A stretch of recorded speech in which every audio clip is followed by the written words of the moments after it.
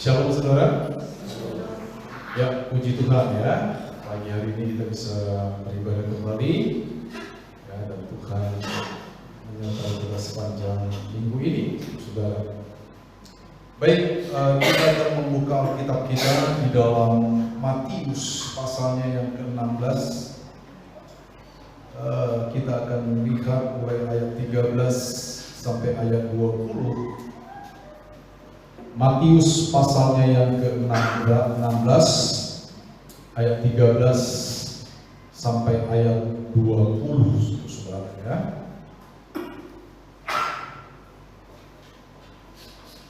Matius pasalnya yang ke-16 ayat 13 sampai ayat 20. Sudah dapat semua ya? Saya akan bacakan dan saudara coba perhatikan baik-baik di dalam Alkitab saudara. Setelah Yesus tiba di daerah Kaisarea Filipi, ia bertanya kepada murid-muridnya, "Kata orang, siapakah Anak Manusia itu?" Lalu jawab mereka, ada yang mengatakan Yohanes Pembaptis, yang lain mengatakan Elia, dan yang lain lagi mengatakan Yeremia atau salah seorang dari para nabi. Lalu Yesus bertanya kepada mereka, "Tetapi apa katamu? Siapakah aku ini?" Jawab Simon Petrus, "Engkaulah Mesias, Anak Allah yang hidup." Kata Yesus kepadanya, "Berbahagialah engkau Simon, anak Yunus, sebab bukan manusia yang menyatakan itu kepadamu, melainkan Bapa-Ku yang di sorga. Dan aku pun berkata kepadamu, engkau adalah Petrus, dan di atas batu karang ini aku akan mendirikan jemaatku, dan alam maut tidak akan menguasainya. Kepadamu akan kuberikan kunci kerajaan surga. Apa yang kau ikat di dunia ini akan terikat di sorga, dan apa yang kau lepaskan di dunia ini akan terlepas di sorga." Lalu Yesus melarang murid-muridnya supaya jangan memberitahukan kepada siapapun bahwa ia Mesias. Saudara,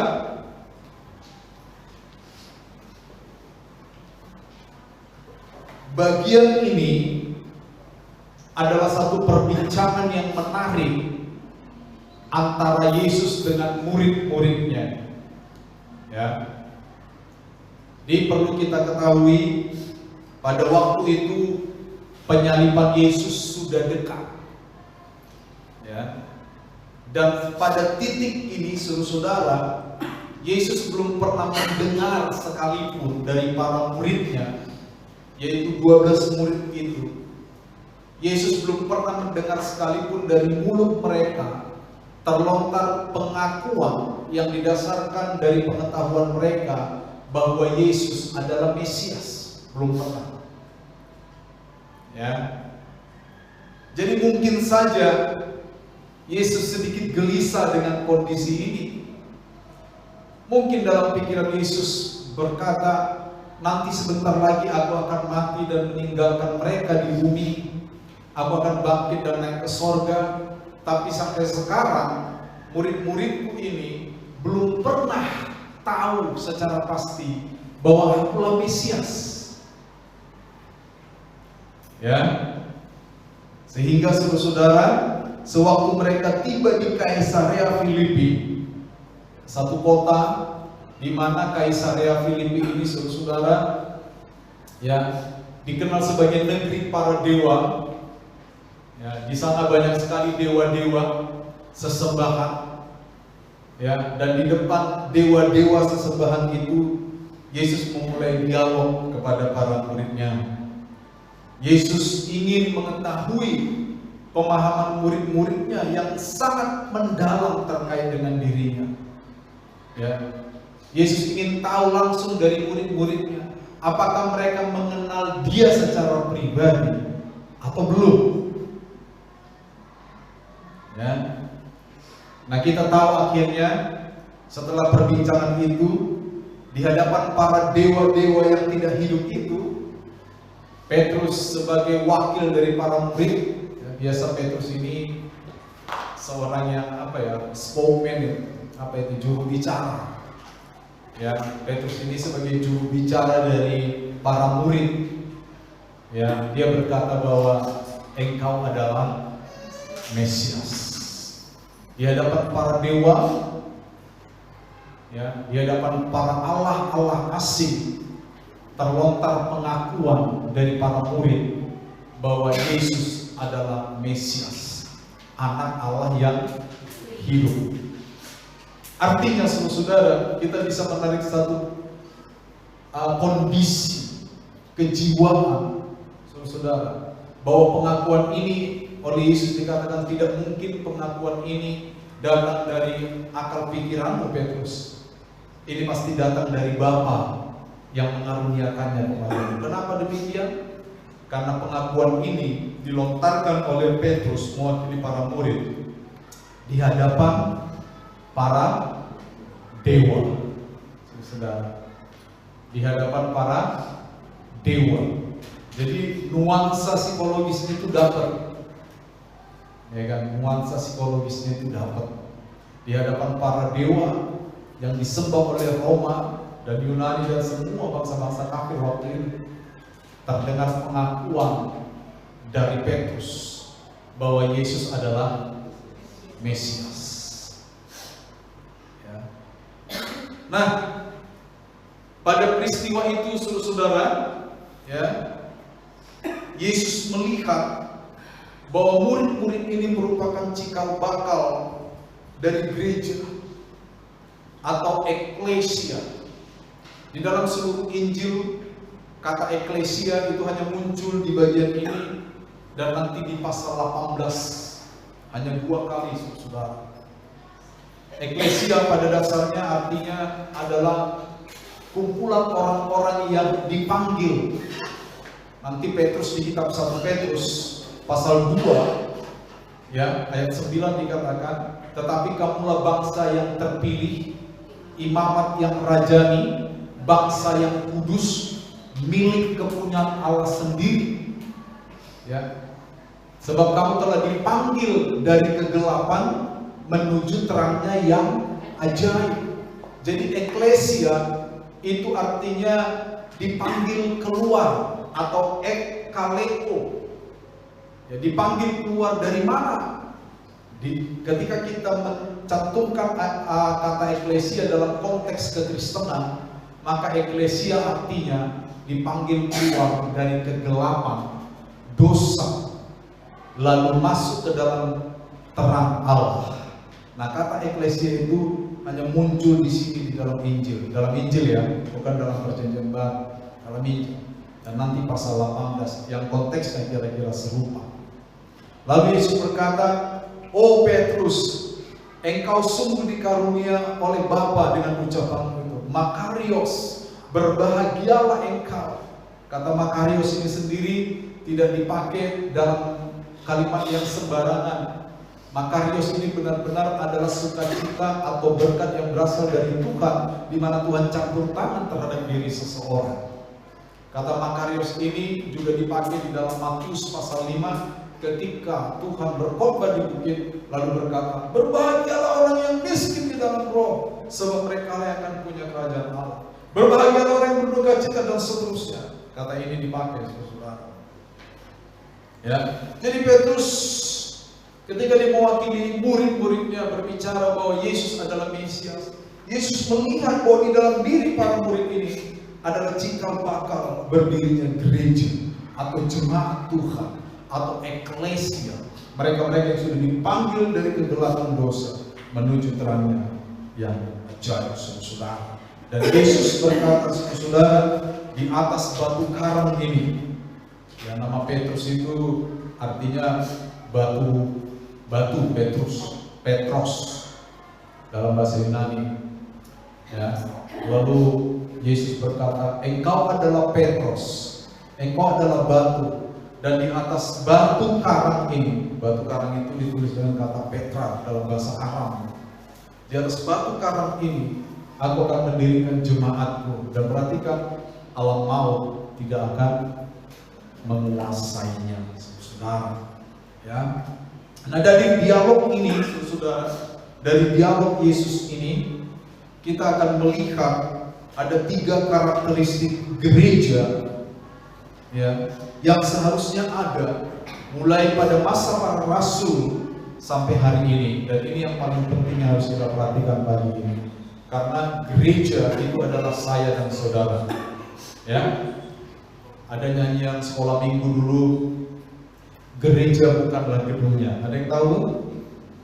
Gereja bukanlah gedungnya, bukan pula menaranya. Bukalah pintunya, lihat di dalamnya, gereja itulah orangnya. Saya gereja, kamu gereja, kita sama-sama gereja. Ya, gereja yang dimaksud di sini tentu saja merujuk kepada saya dan saudara. Gereja yang dimaksud tidak pernah merujuk kepada bangunan. Itu sebabnya saudara-saudara, di dalam segala kondisi kesulitan, gereja sebenarnya tidak bisa hilang. Walaupun bangunan-bangunan gereja dihancurkan, bangunan-bangunan gereja dirusak, dibakar, gereja yang organis ini, kita itu tidak pernah mati. Amin. Kita bisa ibadah di sungai, betul? Kita bisa ibadah di ladang, kita bisa ibadah di laut, ya, kita bisa ibadah di mana saja. Karena gereja itu adalah eklesia, sekumpulan orang-orang yang sudah dipanggil dari satu kegelapan yang tadinya mereka tidak mengerti tentang keselamatan, dipanggil. Makanya saudara-saudara, sebagai orang-orang Kristen kita butuh gedung gereja, tetapi gedung gereja bukan yang utama di dalam kita beriman. Amin. Jadi kalaupun di sini gedungnya seperti ini tidak menentukan imanmu. Sepakat di sini, imanmu dan iman saya itu bertumbuh karena pengenalan kepada Tuhan, bukan karena kita punya gereja yang bagus. Apakah salah punya gereja yang bagus? Tidak. Suatu saat kalau gereja kita disumbang orang, saya bikin bagus banget. Tapi sekali lagi, itu bukan tujuan kita. Sepakat ya? Jadi ada 3 karakteristik gereja yang harus kita miliki dari perbincangan ini. Ya, dari perbincangan Yesus dan berikutnya. Kita akan lihat langsung saja. Yang pertama, saudara-saudara, ya, gereja adalah komunitas yang intim dengan Yesus. Kalau kita perhatikan perbincangan ini dari ayat 13 sampai ayat 17, pertama-tama Yesus itu ngumpulin murid-muridnya. Lalu Yesus menggunakan metode yang disebut Socratic metode.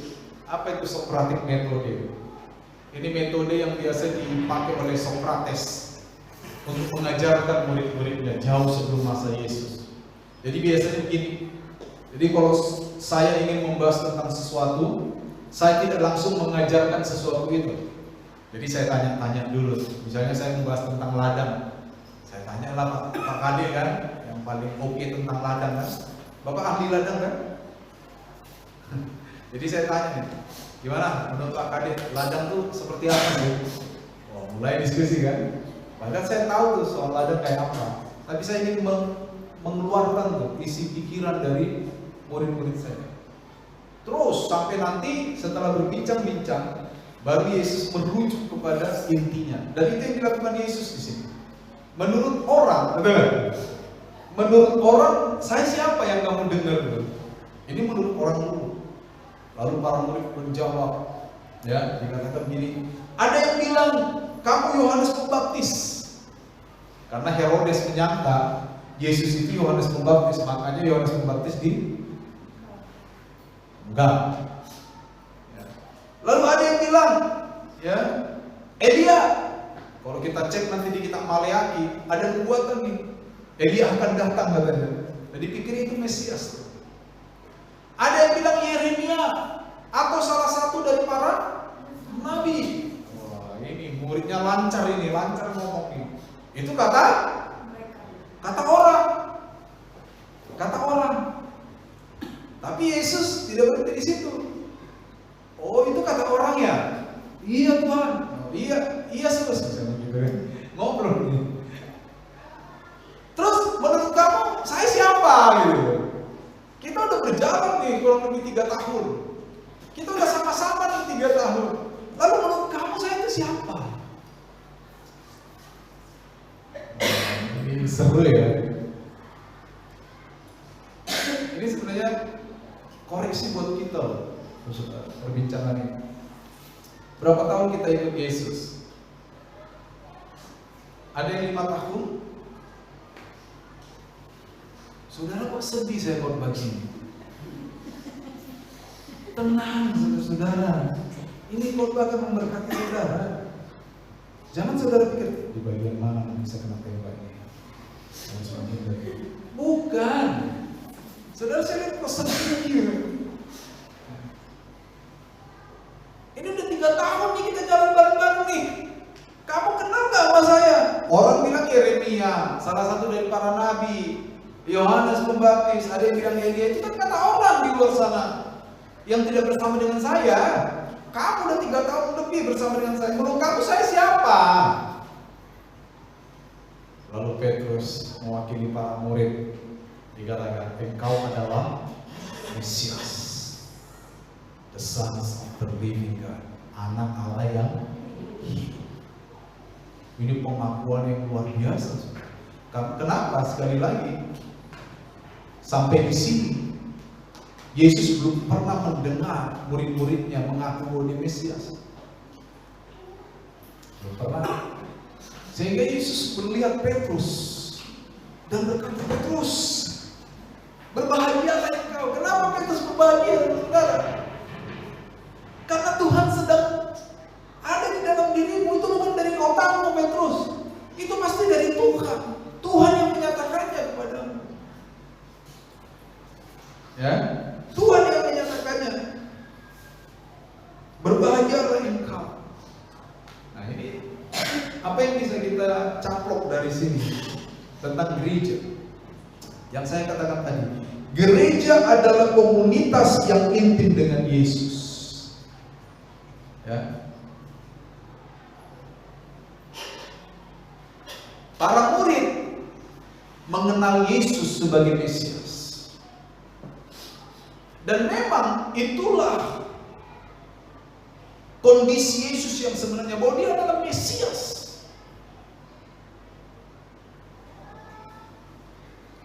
Pergaulan para murid dengan Yesus membawa para murid mengenal Yesus dengan cara yang benar.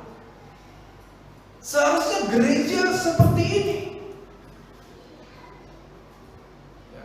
Fokus dari gereja sebenarnya adalah mengenal Yesus. Makanya di bagian lain Paulus pernah berkata, sebab yang kuinginkan adalah mengenal Dia. Betul? Mengenal Dia dan penderitaannya.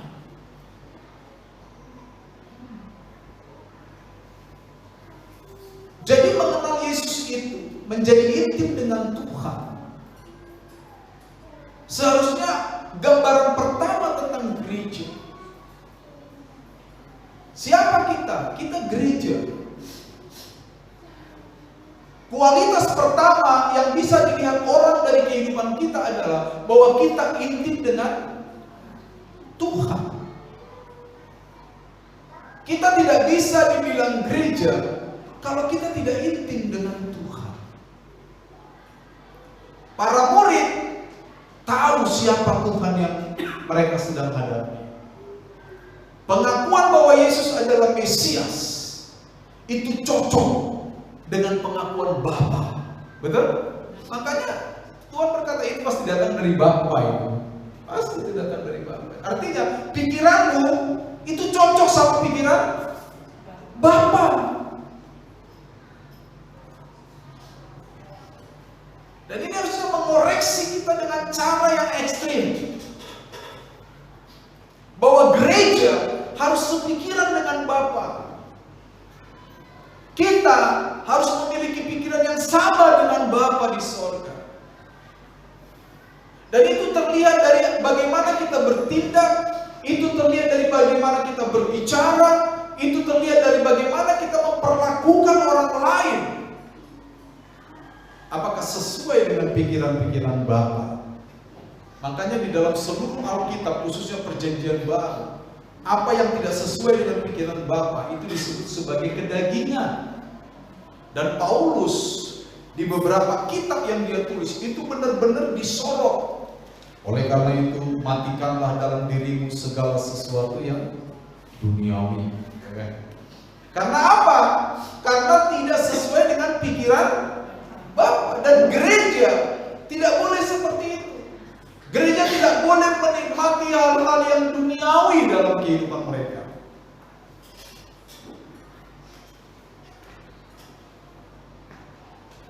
Jadi kalau kita teliti seluruh Perjanjian Baru, itu idenya saling terus terkait itu. Ya, terkait itu idenya. Kenapa Yesus mengajarkan kasihilah musuhmu? Karena memang mengasihi musuh adalah pikiran Bapa. Dan gereja menjadi intim kalau gereja atau kita adalah orang-orang yang sepikiran dengan Bapa. Makanya kalau kita nipu orang, sepikiran gak dengan Bapa? Kita telah gagal menjadi gereja kalau kita nipu orang. Ya. Dan ini makanya tadi saya bilang ini seharusnya menjadi satu koreksi yang ekstrim kalau kita mau menangkap ini dengan jujur.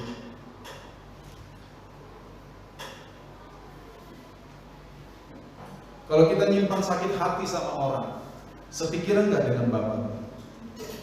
Hah? Tidak.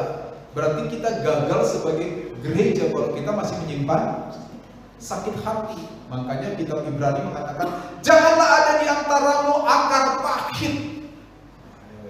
Akar pahit bukan berarti saudara ada kayu bajaka yang pahit itu di hatimu, bukan. Akar pahit tentu saja metafora dari apa? Pahit, kepahitan, dendam. Kenapa disebut akar pahit? Karena akar itu bisa tumbuh tuh.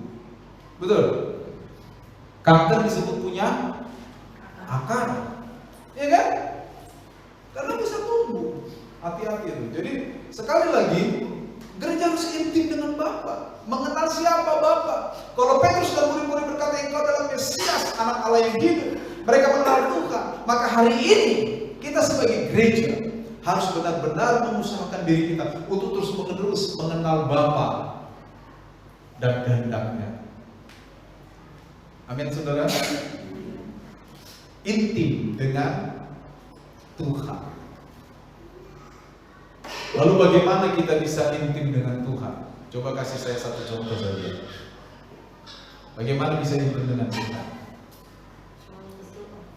Ya, berdoa yang teratur, baca Alkitab yang teratur. Siapa yang teratur baca Alkitab kok? Gak apa-apa angkat tangan. Saudara bukan sombong kalau tanya gitu. Cuman 2 orang. Saya nyetaknya tuh susah loh itu. Handmade loh, made in saya itu.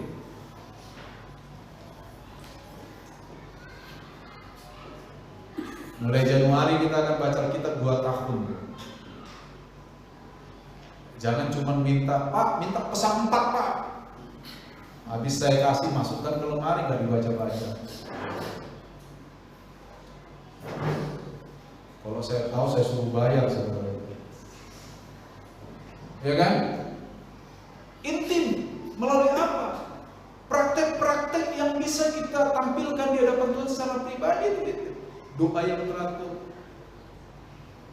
baca Alkitab, menjaga lisan, betul lah? Ya kan? Kalau orang di luar sana biasa tidak menjaga lisan, kita beda, kita ada dalam bingkai yang berbeda, betul? Jangan bilang yang mereka bebas aja tuh pakai lisannya. Kenapa saya enggak? Ya karena kamu anak Tuhan. Karena kamu intim dengan baik, betul? Menjaga tulisan kita dengan baik.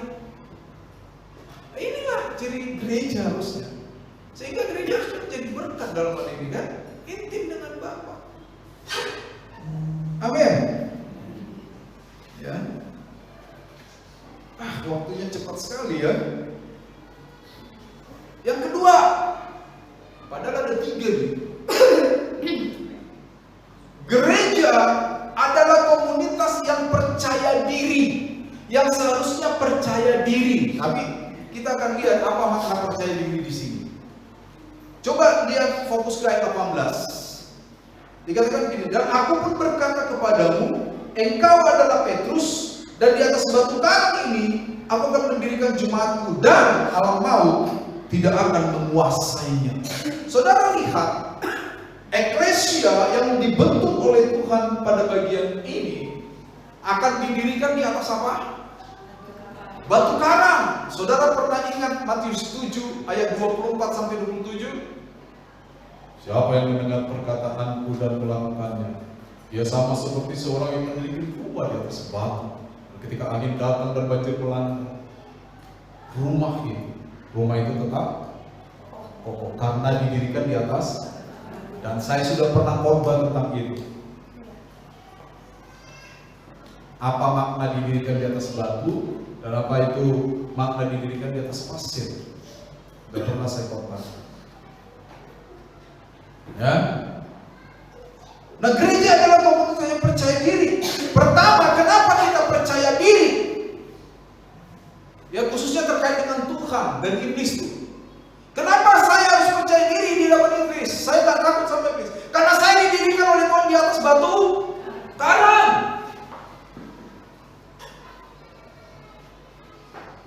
Ya. Dalam tulisan para rabi, saudara, Abraham yang disebut sebagai bapak segala bangsa, itu oleh para rabi juga disebut sebagai batu karang. Nggak ada di Alkitab, tapi para rabi menulis. Dan Allah di dalam perjanjian lama sering dirujuk sebagai batu karang.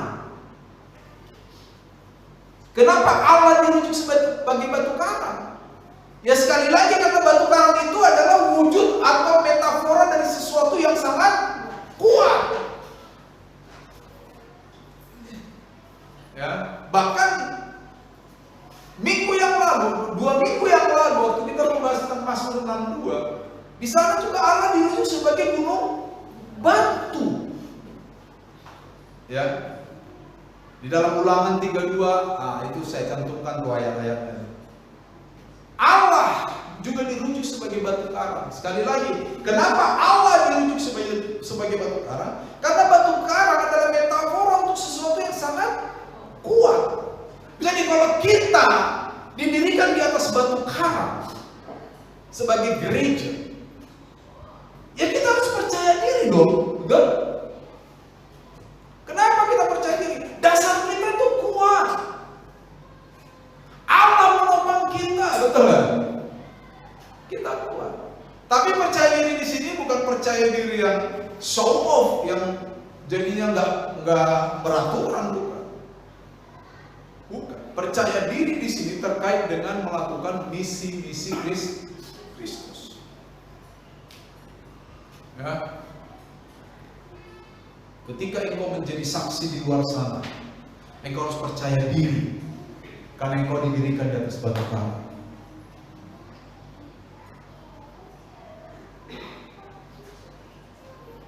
Sebagai gereja, siapa yang harus mempengaruhi siapa? Gereja yang harus mempengaruhi orang di luar gereja. Saya masih menemukan seringkali orang di luar gereja yang mempengaruhi kita. Berapa kali kita tidak datang ibadah karena kita mengikuti aktivitas orang di luar gereja? Betul?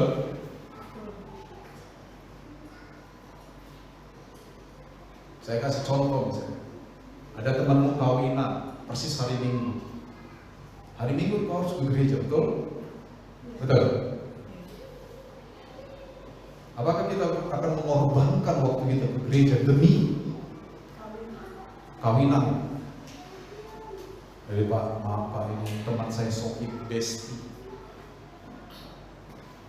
Apakah gak ada jalan keluar untuk itu? Kita tetap membina hubungan dengan Besti, betul? Ingat, saya pernah pesan sama saudara, kalau hari Jumat datang, apakah mereka bisa diajak untuk aktivitas bareng kita? Tidak bisa. Berhenti total, mereka ibadah. Kenapa kita kalah? Kenapa kita nggak percaya diri? Betul? Nah ini renungkan baik-baik. Karena saya tidak mau ada di antara kita yang dalam tanda kutip mengorbankan Yesus demi apapun di luar sana. Atur hidupmu supaya kita bisa mengutamakan Yesus dalam segala hal. Sepakat? Sepakat? Ingat loh ya, Yesus sudah mati buat kita. Mati. Mati.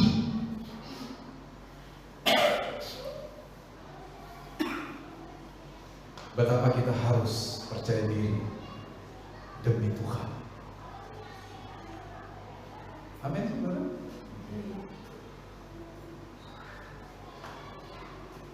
Saya tidak ingin jemaat kita menjadi jemaat dalam level-level biasa.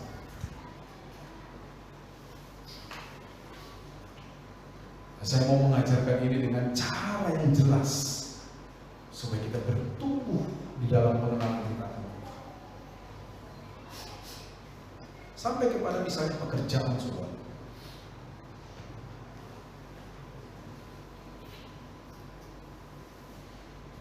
Ya. Misalnya pas jam ibadah, saudara ditawari bekerja dengan untung yang lumayan. Apa yang harus kita lakukan? Nah, ini kan cuma sekali setahun aja, Pak. Terimalah, sayang kalau dilewatkan. Lalu kita menyingkirkan Tuhan dari agenda kita. Sorry Tuhan ya, pasti Tuhan mengerti. Tentu saja Tuhan mengerti. Mungkin saja Tuhan tidak akan marah kepada saudara. Tetapi tindakan saya yang seperti itu sedang menyingkirkan Tuhan dari agenda utama saya. Saya tidak percaya diri lagi. Saya tidak merasa bahwa saya didirikan di atas batu karang yang kuat. Dan ingat, kalau kita sudah menyingkirkan Tuhan, maka firman ini sudah tidak berlaku bagi kita. Alam maut, di sini dikatakan gereja, aku akan mendirikan gereja di atas batu karang ini. Alam maut tidak akan menguasainya, tapi kalau kita menyingkirkan Tuhan, jelas alam maut menguasainya. Betul? Ini ciri kedua dari gereja. Gereja harus percaya diri mengikuti Tuhan. Gereja harus percaya diri melakukan apa yang Tuhan kehendaki.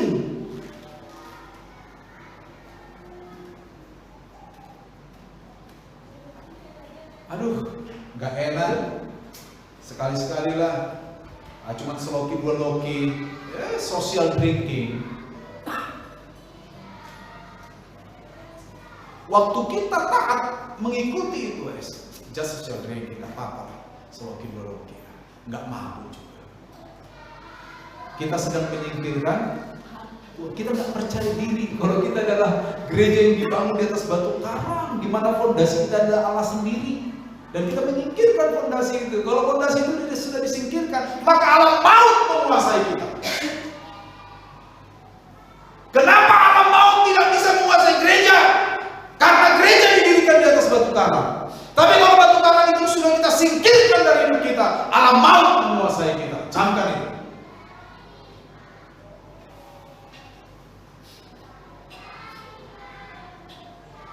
Kita harus percaya diri, saudara.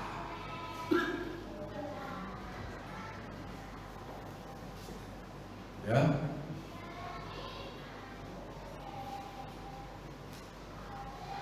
Kalau kita percaya diri, maka dikatakan di sini alam maut tidak akan menguasainya.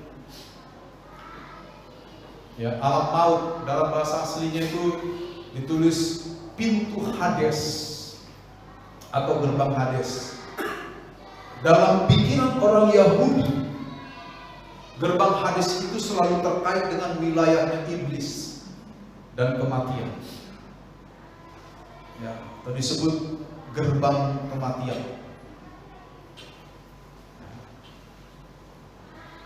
Kalau kita merujuk ke dalam perjanjian lama, ketika kita bertemu dengan gerbang, maka gerbang biasanya dipakai sebagai tempat oleh para tua-tua dan para pemimpin bahkan raja untuk diskusi tentang hal-hal yang sangat penting. Contoh, kalau saudara nanti baca kitab Ester, ketika Boas ingin mengambil Ester sebagai istrinya, tapi masih ada lelaki yang lebih dekat, betul? Yang berhak mengambil Ester. Ruth. Saya lihat sih Ibu Ruth, cuman dalam tulisan keluarnya Ester.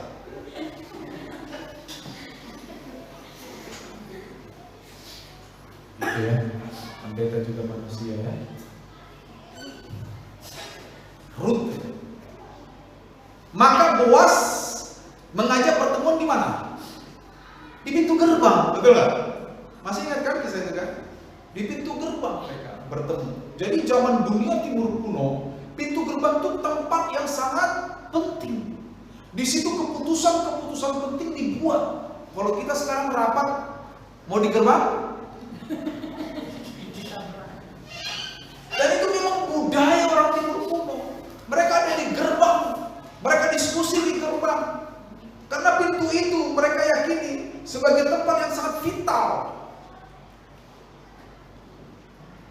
Di situ keputusan vital dilahirkan. Waktu Haman merencanakan pembunuhan orang Yahudi dalam kitab Ester, di mana itu? Di pintu gerbang.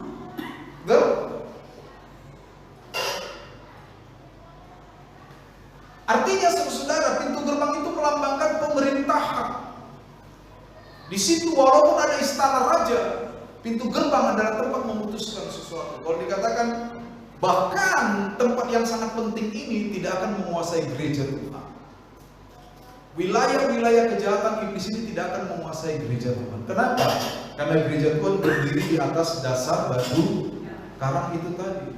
Dan ingat, kalau batu karang itu kita singkirkan dari hidup kita, keutamaan batu karangnya itu Yesus kita singkirkan dari hidup kita, maka alam maut dengan mudah menguasai kita. Betul saudara? Alam maut ini bukan bicara tentang Anda langsung mati kalau melanggar firman Allah, atau saya langsung jatuh sakit kalau saya melanggar firman Allah, bukan.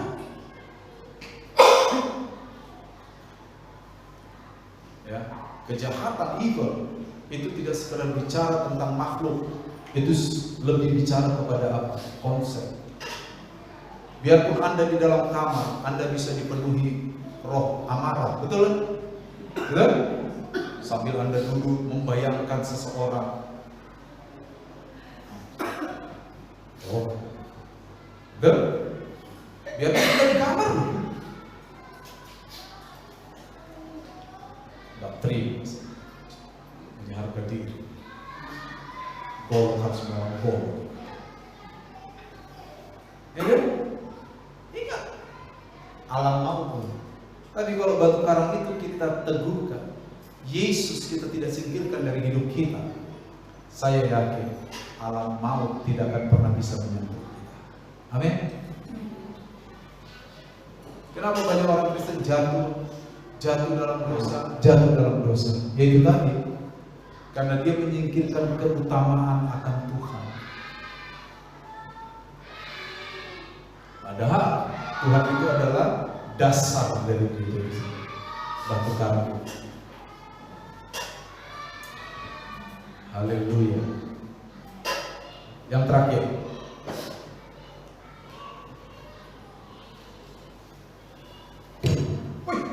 sabar. Maaf saudara. Yang terakhir, gereja adalah komunitas yang memiliki otoritas rohani. Nah, itu yang membedakan kita dari orang luar. Orang yang tidak percaya Kristus tidak memiliki otoritas rohani. Yang lain-lain kita sama. Orang yang tidak kenal Kristus dengan kita yang mengenal Kristus sama-sama bisa sakit, betul? Apakah waktu kita jadi anak Tuhan akhirnya kita nggak bisa sakit? Bisa. Orang yang mengenal Kristus dengan mereka yang tidak mengenal Kristus sama-sama ladangnya bisa diserbu belalang, betul? Betul? Nggak ada tuh ladangnya orang Kristen, ladangnya bukan Kristen, yang bukan Kristen, yang diserbu cuma ini sama belalang, yang ini aman. Kenapa ladang Bapak aman? Saya pengikut Kristus. Nggak ada itu. Nah, kebanjiran di Jakarta, orang Kristen nggak ada yang banjir. Rumah yang bukan Kristen, orang Kristen bukan Kristen, banjirnya lewat. Yang banjir cuma kiri dan kanan. Kita kering. Nggak ada itu. Yang membedakan kita dengan mereka adalah mereka tidak memiliki otoritas rohani. Saya memiliki otoritas rohani dan saudara memiliki otoritas rohani. Yesus kan tidak diam di situ aja. Di ayat 19 dikatakan apa? Kepadamu akan kuberikan kunci kerajaan sorga. Apa yang kau ikat di bumi terikat di, apa yang kau lepas di bumi terlepas di sorga. Ini sering disalahgunakan ayat ini oleh orang-orang Kristen tidak paham. Main klaim-klaim. Saya ikat berkat-berkat Tuhan di bumi Tuhan, turun dari sorga. Bukan itu. Kita nggak usah ikat berkat-berkat. Kalau Tuhan kasih kita berkat, gak ada yang bisa menghalangi. Amin. Ingat, berkat Tuhan tidak pernah salah alamat. Berkat Tuhan itu nggak sama Ayu Ting Ting.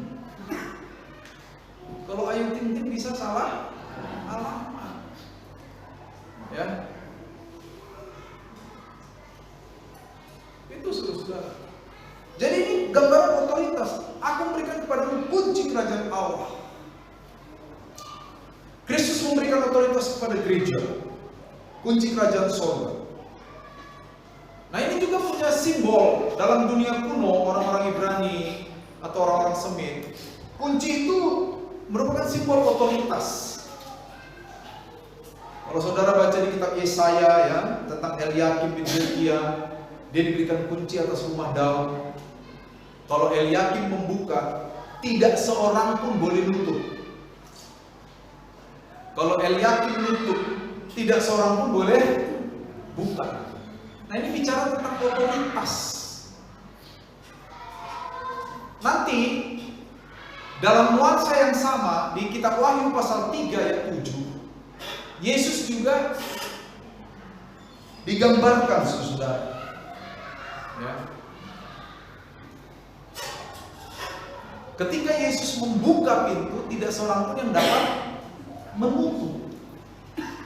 Jadi kunci di sini bicara otoritas.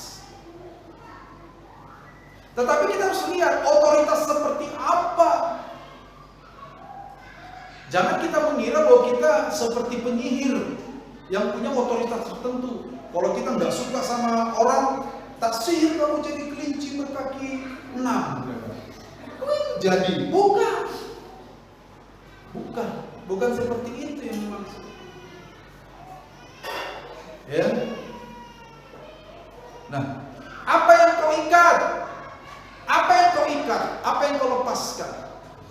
Otoritas gereja, ayat ini sedang bicara bahwa otoritas gereja sedang merefleksikan, tahu merefleksikan ya? Apa? Mencerminkan apa yang ditentukan oleh Allah di surga. Nanti kalimat ini juga diulang di pasal 18, ya, di pasal 18 ayat 15 sampai dikatakan gini,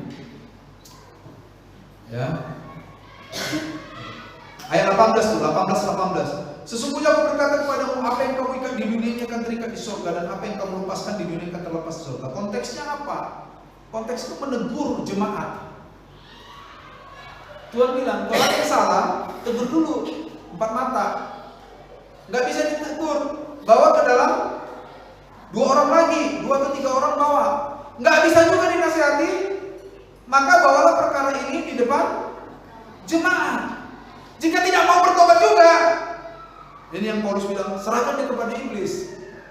Ini Paulus, tapi di sini nggak ada versi Paulus, nanti serahkan dia kepada iblis. Tapi di sini dikatakan, kalau nggak mau juga dengar jemaat, maka pandanglah ia sebagai orang yang tidak mengenal Allah atau sebagai seorang pungut cukai. Lalu langsung dikatakan, apa yang kau ikat di sorga, apa yang kau ikat di bumi terikat di sorga.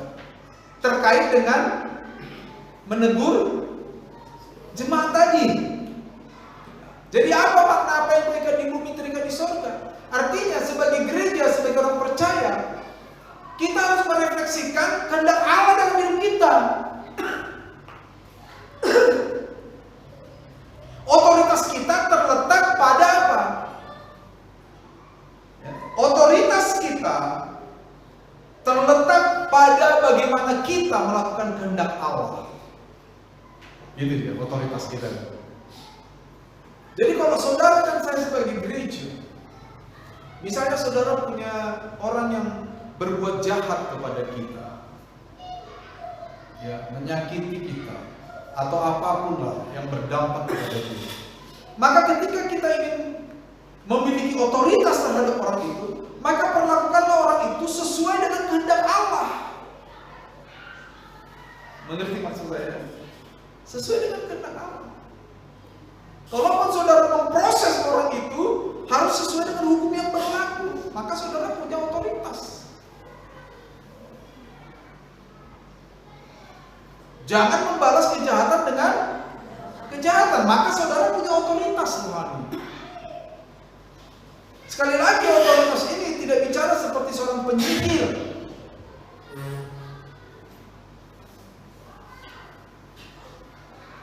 Otoritas rohani bukan otoritas di mana kita mencelakakan orang lain. Bukan. Otoritas rohani yang dimaksud sini tergambar atau terjadi ketika kita merefleksikan kehendak Allah dalam hidup kita. Apa yang kau ikat di bumi terikat di surga. Ini tidak bisa kita pahami kalau wah, saya lagi jengkel ini. Ya. Saya doakan kamu nanti di jalan ditabrak bemo, lalu Tuhan mengabulkan dari surga. Bukan begitu. Itu bukan otoritas rohani. Itu namanya kesombongan rohani. Otoritas rohani yang dimaksud di sini adalah ketika gereja menampilkan kehendak Allah dalam setiap perkara. Amin. Apapun perkara yang datang kepada kita, maka tangani sesuai dengan kehendak Allah. Tangani sesuai dengan firman Tuhan. Tangani sesuai dengan kehendak Tuhan. Maka otoritas rohani itu ada dalam hidup kita.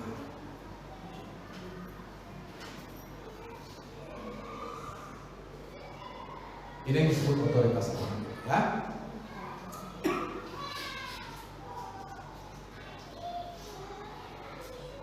Terakhir, ya, akhirnya mari kita bangun keintiman dengan Tuhan. Ini ciri pertama. Bangun keintiman. Lakukan semua pekerjaan Tuhan dengan sungguh dan percaya diri. Sebab Tuhan sendiri yang menopang kita. Jangan singkirkan Tuhan dari hidup kita untuk sesuatu yang lain. Tampilkan otoritas rohani kita dengan cara melakukan kehendak Allah. Sehingga apa yang kita lakukan itu merefleksikan apa yang Allah setujui. Kita tidak punya hak memerintah Tuhan.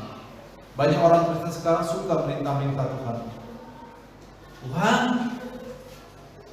kalau Tuhan gak begini, saya akan begini. Gak boleh.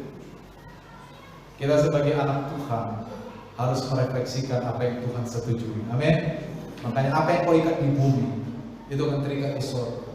Artinya apa yang kau lakukan di bumi seharusnya merefleksikan apa yang Tuhan setujui dari surga. apa yang menjadi kehendak Tuhan, maka engkau punya otoritas. Dan ingat, kalau kita punya otoritas rohani, kita menjadi orang yang berbeda, saudara. Amin. Ya, saya pikir itu mudah-mudahan kita bisa menangkap khotbah ini dengan baik. Tuhan memberkati kita.